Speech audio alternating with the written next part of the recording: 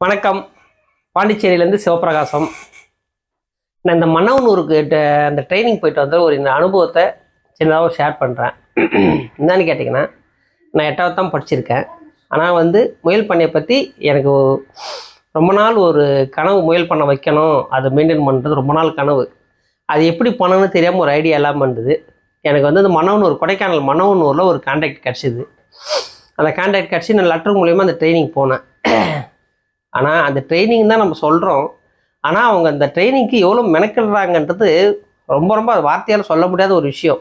நம்ம லெட்ரு போட்ட டேட்லேருந்து அவங்க நம்மளை ஃபாலோ பண்ணுறாங்க பாருங்கள். எப்படி வருவீங்க, எப்படி அவங்க நம்ம ரிசீவ் பண்ணி நமக்கு அவங்க ரூம் கொடுத்து அந்த கிளாஸ் எடுத்து திரும்ப வீட்டுக்கு போகிற வரைக்கும் அவங்கள நம்ம ரொம்ப ரொம்ப பெரிய மெனக்கெடல் பண்ணி அதுக்கு ஒரு வார்த்தையே இல்லாத அளவுக்கு நம்மளை ரொம்ப கவனித்து நமக்கான அந்த ட்ரைனிங்கில் பார்த்திங்கன்னா ஒன்றுமே தெரியாத போகிற நமக்கு நம்மள ஒரு முயல் வளர்க்கறது ஒரு டாக்டராகவும், அது சாப்பாடு கொடுத்துல நம்ம ஒரு நியூட்ரிஷனாகவும், முயல் பண்ணையாளராக ஒன்றுமே தெரியாத நமக்கு ஒரு பண்ணையாளராக நம்பிக்கை கொடுத்து நம்ம வெளியே அனுப்புகிறாங்க பார்த்தீங்களா?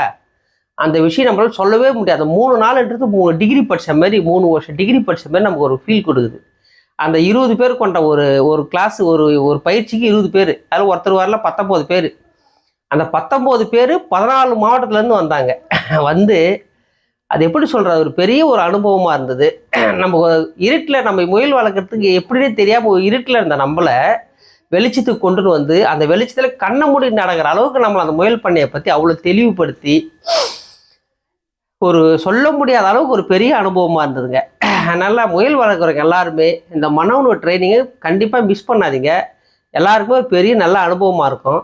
அதை விட நம்மளை அதை ட்ரெயின் பண்ணுறாங்க பார்த்தீங்களா, நம்மளை திரும்பி கொண்டு போய் அனுப்புகிற வரைக்கும் அவங்க இருக்கிற முயற்சிக்கு ரொம்ப ஒரு ஹேண்ட்ஸ் சொல்லலாம். அந்த அளவுக்கு என்ன சொல்கிறதே எனக்கு தெரியல.